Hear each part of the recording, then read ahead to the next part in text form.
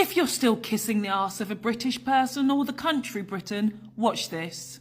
During the Greek Cypriot War of Independence, which took place between November 1955 and March 1959, Cypriot guerrilla fighters launched a campaign to overthrow British control in their country. Thousands of Cypriot people were rounded up and many were tortured. Some victims were held for years without trial and regularly brutally beaten. In 2019, the British government paid £1 million to 33 Cypriots who were tortured by British forces during the uprising.